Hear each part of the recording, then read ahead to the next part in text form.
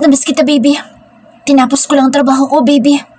Dito na ako, hindi kita iiwan. Itinaas na Lander ang mukha ko at pinatakan ng maliliit na halik ang labi ko. I love you always, baby. Mababaliw ako kapag hindi kita nakikita. Napangiti ako. I love you too, baby. Ang swerte ko sa'yo.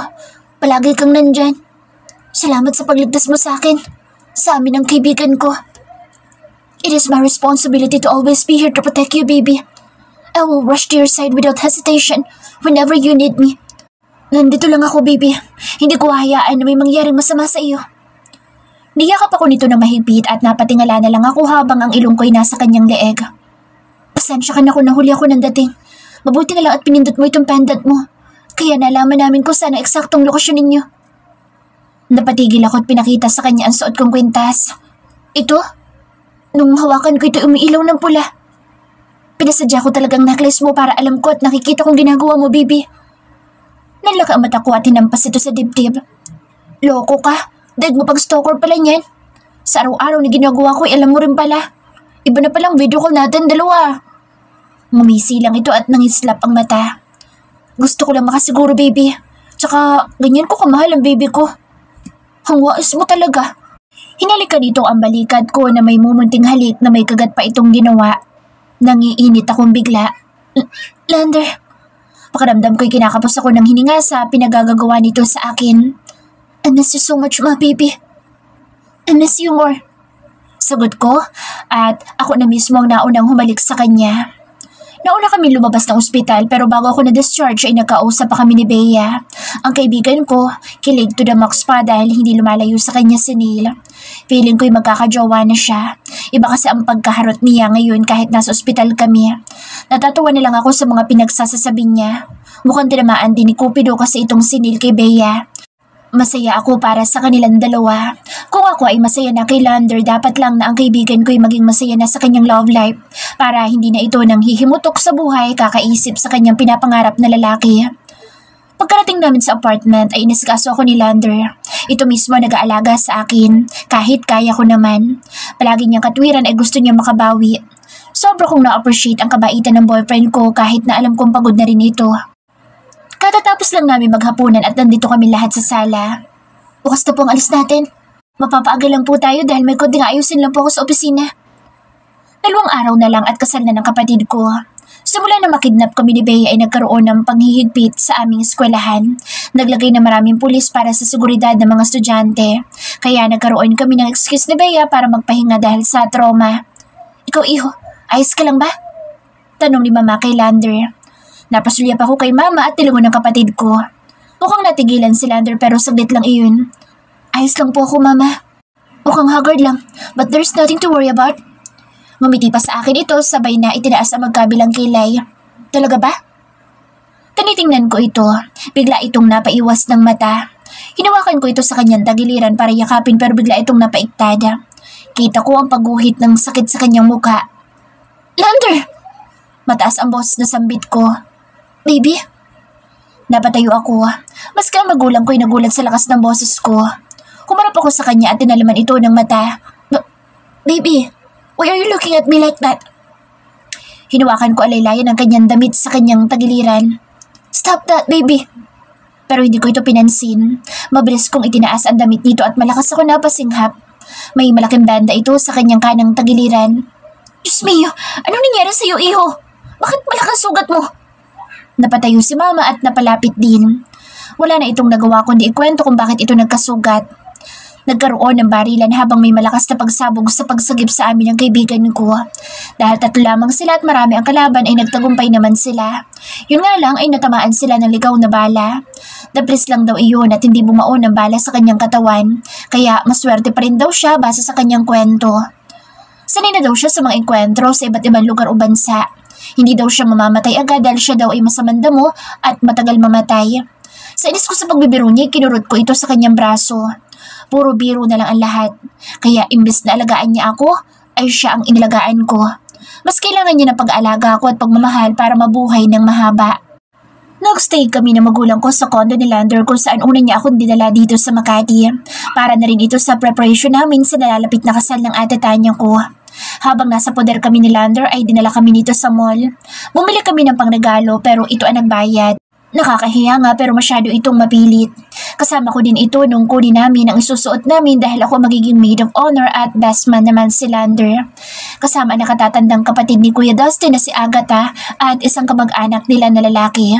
Ang tipid nila sa abay so far. Akala ko ay buong Broad Cebu, yun pala hindi.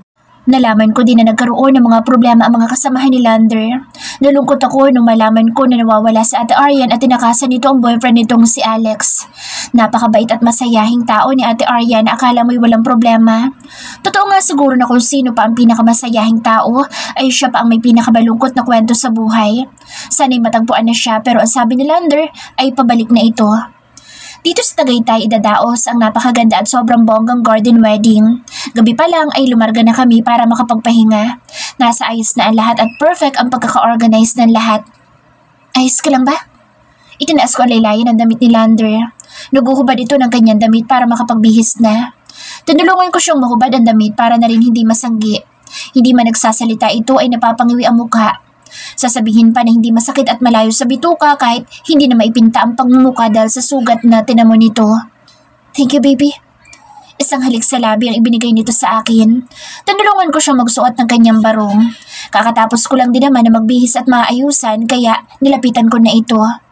Ang ganda-ganda talaga ng baby ko. Mas maganda pa sa ikakasal. Pinalo ko ito sa dibdib at inirapan. Mas magandang kapatid ko dahil siya ikakasal. I know. But you look more beautiful to my eyes. Lumapit ito sa may bandang tenga ko at bumulong. Gusto mo tayo ng next? Lander! Kinurot ko ito sa tagiliran at napahiyaw na lang ng malakas ito. Hindi ba kayo titigil sa kakarutin yung dalawa? Bilisan nyo na at pupunta na tayo sa venue. Napasingap ako sa galit na boses ni Mama. Tapos na po, Ma. Ang ganda ng mama ko ngayon sa suot na mahabang saya. Ito ang unang beses na nakita ko si Mama na nakaayos at hindi nalalayo pala ang kagandahan ni Mama sa mga nanay ng artista. Sumilip si Papa sa pintuan. Sumunod na kayo. Maski ang Papa ko ay napakagwapo sa barong. Napakasimpleng tao lang ng Papa ko at madalas na nakasuot ng kanyang pambukid. Kapag nakasuot pala ng mamahaling kasuotan ay hindi nalalayo sa mga taong matataas sa lipunan. Pero kahit mahirap lang kami ay sobrang masaya ang pamilya namin. Nagpapasalamat ako sa Ama dahil isa kami sa pamilyang maswerteng pamilya na puno ng pagmamahal. Kahit wala man kaming yaman sa buhay at may mga problema ay namamalagi ang pagmamahal. Opo, Papa. Sagot ni Lander. Wala na magulang ko kaya sumunod na kami. Bago pa kami makalabas ng pinto ay isang masarap na halik pa ang aming pinagsaluhan. I love you, my baby. Napayakap ako sa leeg nito. I love you too. Inabot ko ang uso nito para ako na ang humalik. Hawak kamay kami nagtungo sa venue. Hindi ko mapigilan na hindi kumuha ng mga larawan dahil sa marami mga bulaklak.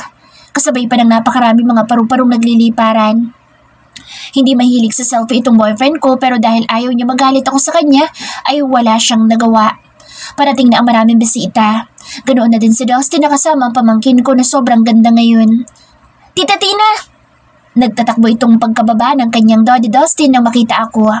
Parang Disney princess ito sa kanyang gown. My baby Trisha! Wow! You're so beautiful! Pumantay ako sa pamangkin ko para mayakap ko ito. You look pretty, Tita Tina! I like your dress. Hinawakan pa nito ang suot ko. Thank you. Gusto ko din ang gown mo. Palit tayo? No. I love my gown. I'm a princess. Natawa na lang ako sa pag-arte ng pamangkin ko dahil siya daw ay princess. Nilapitan ito ni Lander at nagpakarga. Nang lumapit si Mama at Papa ay nagtitili ito sa sobrang saya kaya kinarga ito ni Papa. Kaya habang hindi pa nagsisimula ay puro walang katapusang pagkuha ng pictures ang ginawa ko. Ganoon na rin sa ilang bisita at sa mga dumating na mga kaibigan ni Ate Tanya. Nakilala ko din ang kapatid ni Kuya Dustin na si Agatha. Na-starstruck ako sa kagandahan nito at parang adult version ni Trisha. Si Lander ay kontodo ang pagkakangisi na makapagkamay ito dito. Ang ganda ng kapatid ni Kuya Dustin. Bakit hindi mo niligawan? What?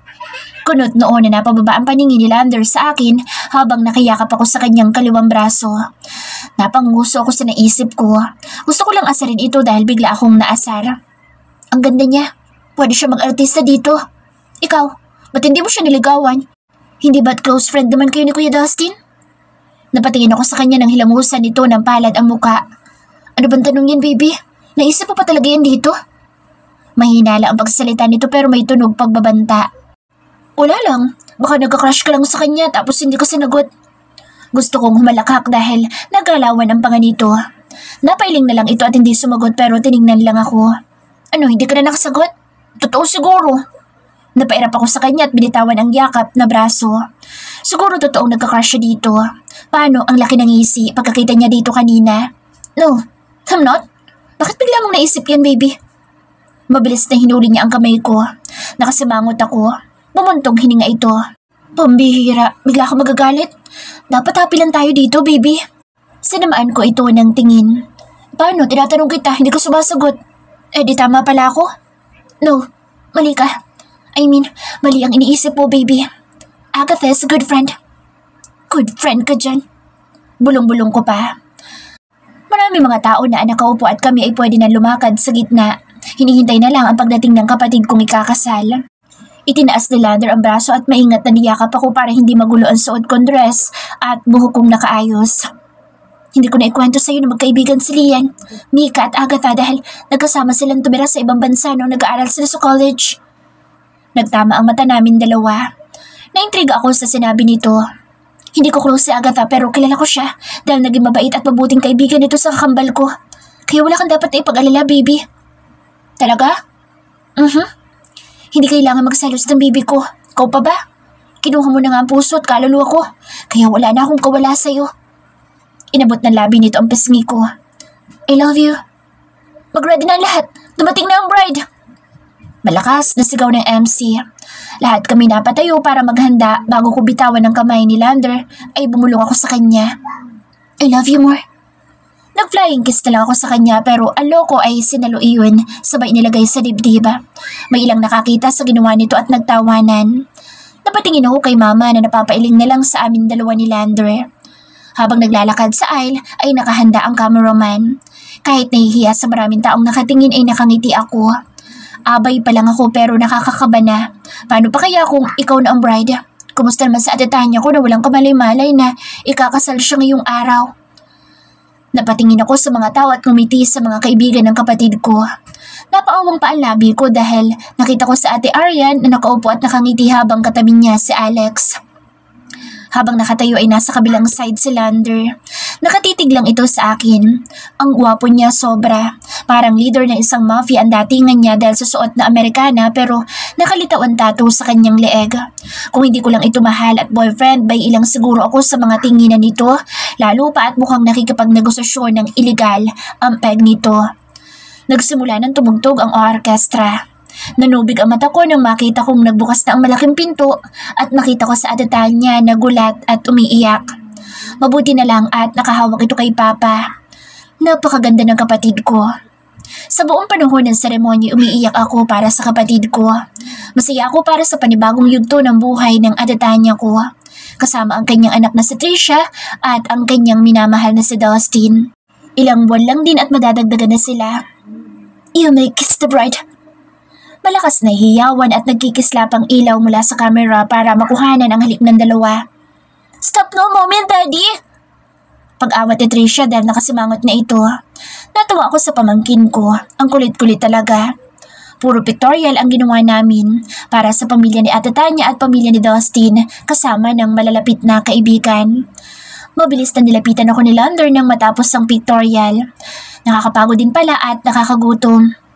Masanay ka na sa ganito, baby. Dahil mas mapapagod ka kapag tayo naman ay kinasal. Loko-loko ka talaga.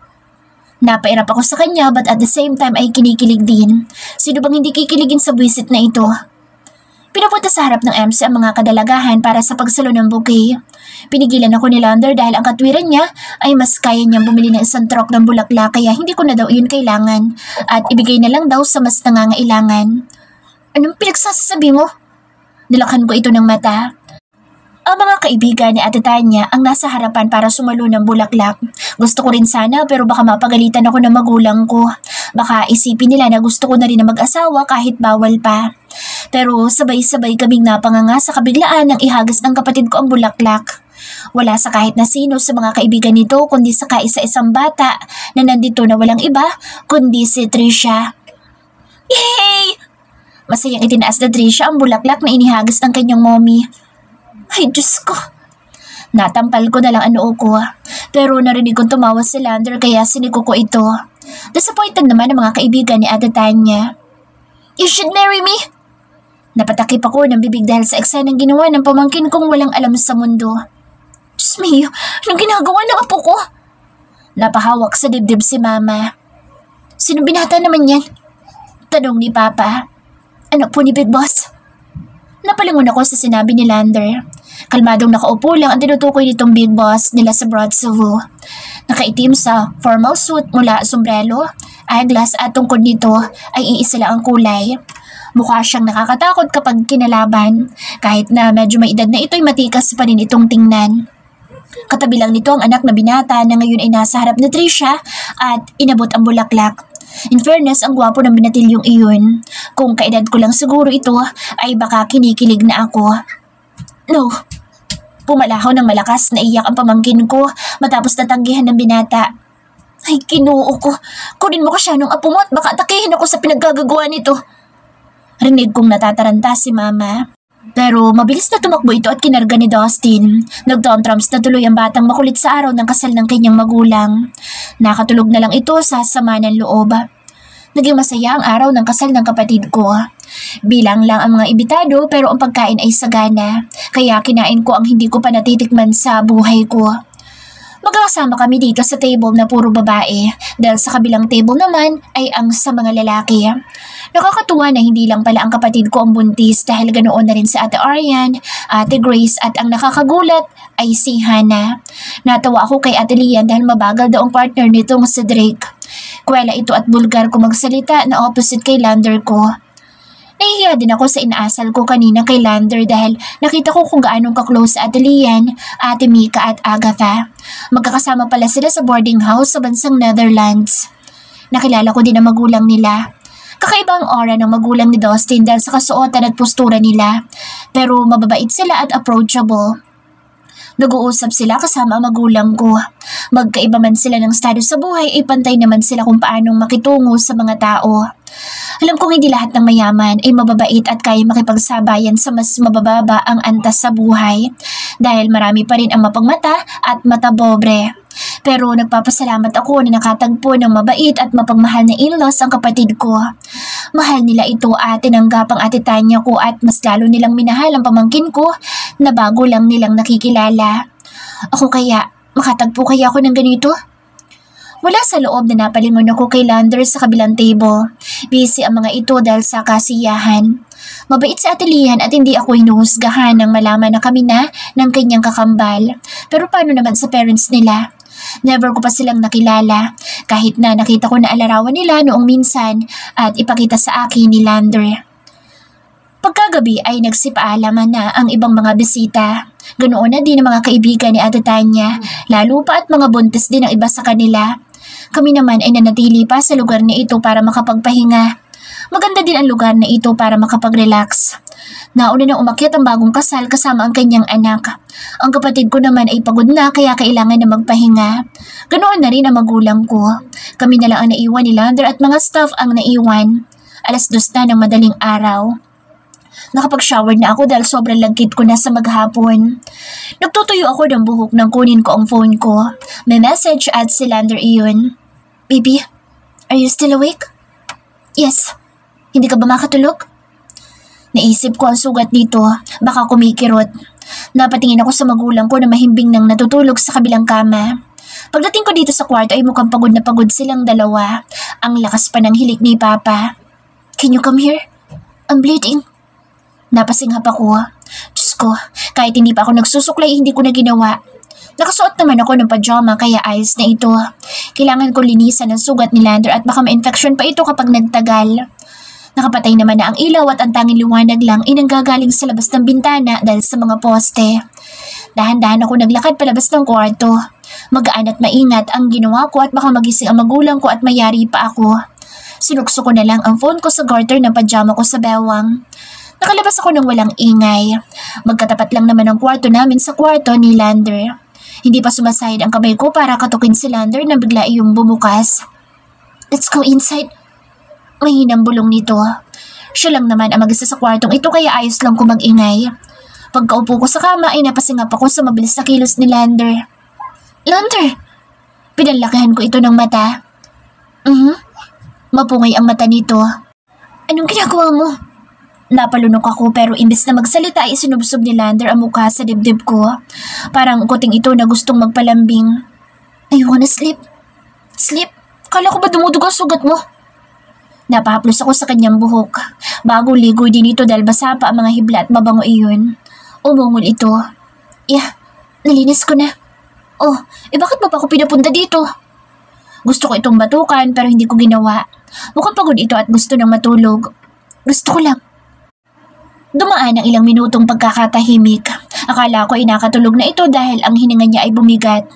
Kailangan kong bumalik sa kabilang kwarto at baka mapagalitan pa ako ng magulang ko kapag nalaman nilang wala ako sa kabilang tabi. Umangat ang mukha nito. Baby? Nagulat ako nang bumangon ito at pumantay ang mukha nito sa akin.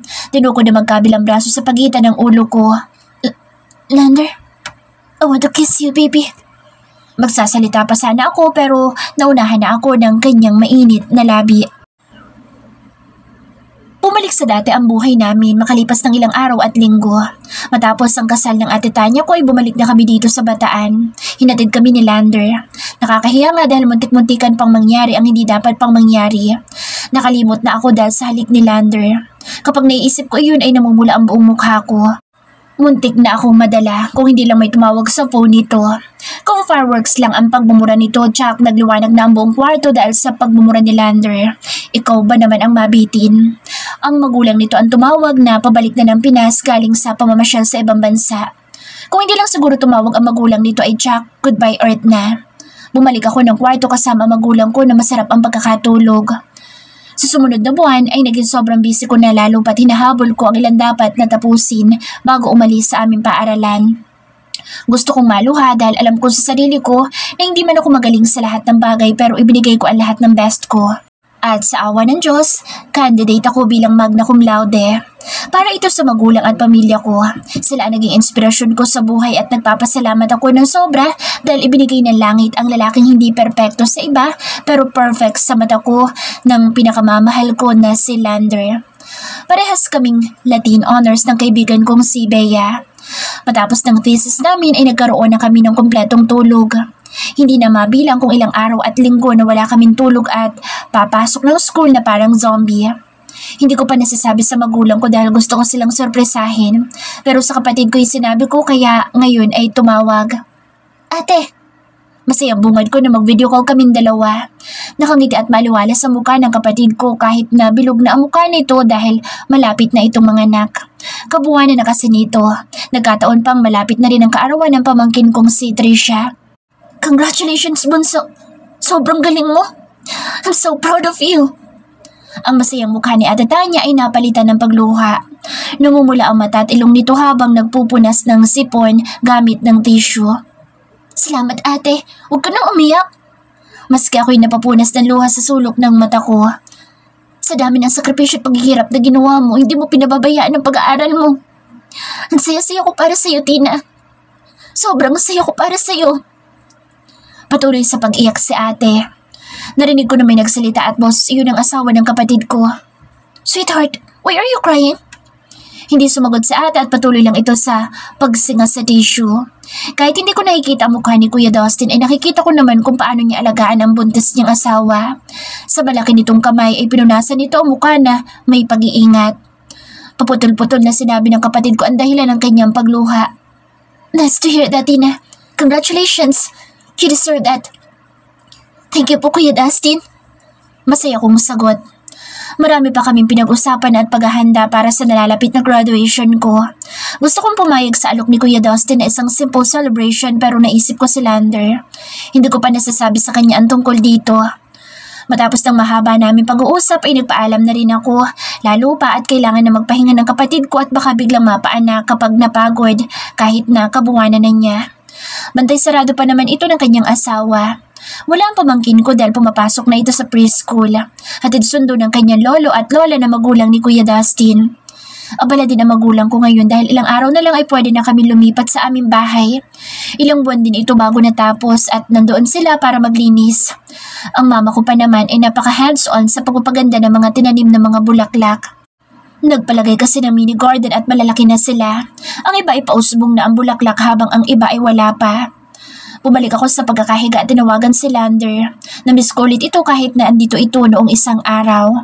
Naawa din ako madalas dito dahil malayo pa ang binabiyahe para lang makita ako kahit na isang araw lang itinatagal nito. Ang hirap na maging LDR kahit na araw-araw kayo nag-uusap at nagkikita sa phone. Iba pa rin ang nayayakap ito sa personal at may kiss pa. Baby, napanguso ako dahil ang tagal nitong sagutin. Ang sabi niya sa akin ni anytime ay tumawag ako kahit nasa office siya. Kung hindi niya man masagot ay nasa meeting siya at si Benjamin ang sasagot pero madalas ay ito pa rin ang sumasagot sa akin. Nakakailang ring pa ako bago nito iyon sagutin. Baby, ang tagal mo namang sagutin? Simangot ko kahit na hindi na niya ako nakikita. I'm sorry baby, nasa meeting ako today. Pero tunapos ko na nang tumawag ka kaya nasagot ko. Huwag ka na magtampo baby. Napaikot na lang ang eyeballs ko. Gusto kong matawa pero pilit ako sumeryoso. Loko talaga ito kahit na kailan. Dapat di mo tinapos. Mas importante kaya yan. Mas importante ka sa akin baby. Ikaw pa ba? Alam mo isang tawag mo lang nanginginig na ako. Ganyan ko kamahal ang baby ko. Langya talaga ito. Magpakilig. Kahit sobrang gasgas na linyahan niya. Talaga lang ha? Of course baby. Kahit sobrang mahal na mahal kita. Oh shit. I wanna go there right now. Napapadyak ako sa unan kaya tumalsik yun sa ibaba. Dito ka na nung nakaraan? Baka mapagalitan ka na ng parents mo niyan. Baby, narinig ko itong huminga na malalim. Ako na may-ari ng kumpanya. Hindi kalulugin ng kumpanya kahit isang taon akong mawala. Hindi ba? Sabay kaming natawa na dalawa. Kahit may pagkahangin sa katawan nitong cylinder ko, may ibubuga naman talaga. Kapag makakapunta ka dito, may sasabihin ako sa'yo. Kung uuwi ka. Napakagatlabi ako. Gusto kong sabihin sa kanya na personal ang pagtatagumpay ko sa pag-aaral. Ngayon pa lang ina-excite na ako. Baby, mas lalo mo akong pinapasabik. I'm coming home tonight, baby. Sure? Yes, baby. Kung ganyan na mukhang may pa-surprise ka sa akin, I'll make sure na dadating ako. Kinilig ako. Sige, see you tonight. I love you. I love you more, my baby. Tumayo ako para maglinis ng kwarto. Kapag nandito si Lander ay magkasama sila ni Papa sa kabilang unit habang kami naman ni Mama ang magkatabi sa pagkakatulog. May sariling phone itong boyfriend ko at mga una na gamit niya rin noong nangungupahan pa siya dito. Kahit na palagi kami magkasama at magkadikit ni Lander ay bantay sarado ang magulang ko. Hindi man nagsasalita si Papa pero si Mama ay naninita. Nasanay na lang din kami ni Lander. Pagsapit ng gabi ay nagluto ako ng kare-kare habang nag-iihaw ng malalaking pusit si Papa dahil paborito iyon ni Lander. Anong oras ba dating ni Lander, anak? Baka lumabig ng pagkain. Tawagan mo na nga. Kanina ko pa po tinatawagan, Papa, pero hindi po sumasagot. Baka po nasa biyahe na. Ang huling message ni Lander sa akin ay paalis na siya ng kanyang office. At hindi na yun nasundan. Madalas ay palagi itong tumatawag sa akin dahil komportable na ako sa kanya ay hindi na ako nag-iisip ng kung ano. Basta ang alam ko ay uuwi ito ngayon. Gusto ko tuloy magtanong kay Benjamin kung tumuloy ba ang boss niya sa pag-alis. Pero wala naman akong contact sa kanya. 8:00 na ng gabi. Dapat ay nandito na ito ngayon pero wala pa ito. Hindi na ako mapakali. Ang magulang ko ay magkatabing nakaupo at nakatingin sa akin pero hindi nagsasalita. Siguro napansin nilang hindi na maipinta ang mukha ko. Tumikim si Papa. Mauna na siguro tayong kumain muna, anak. At kung dumating si Lando ay ipaghain mo na lang. Napatigil ako sa pagdut-dut ng phone ko at tumarap kay Papa. Mauna na po kay Papa, Mama. Hihintayin ko na lang po si Lander. Sagot ko. Hindi ka pa ba nagugutom? Anong oras na at baka malipasan ka na ng kain? Sagot ni Mama. Umiling ako at ngumiti ng maliit. Hindi po, Mama. Mauna na po kayo. Sige, kung bahala. Mauna na kami ng Papa mo. Nauna na naghapunan ang magulang ko habang ako'y pumunta na sa kabilang unit. Nagtataka ako sa totoo lang. Hindi naman ganito si Lander. Ayoko mag-isip na may nangyaring masama dito. Ayoko, baka hindi ko kayanin. Nakailang tawag pa ako at pagdala ng message pero walang sagot pa rin mula kay Lander. Inis na napahiga nila ako sa kama ko habang naghihintay pa rin sa message niya. Nalipungatan ako na may magaspang na palad ang dumapo sa pisngi ko. Agad ako napadilat at gulat ako na patingin sa taong nakatunghay sa akin. Lander? Mangha ko. Hindi ko na malaya na nakatulog na pala ako sa sama ng loob. Baby. I'm sorry, baby. I'm sorry. Pinaliguan ako ng mainit at mapagmahal na halik ni Lander. Napapikit na lang ako at tinugon ang masarap nitong halik. Sobrang miss na miss ko na ito at hindi ako magsasawang manabik sa kanya.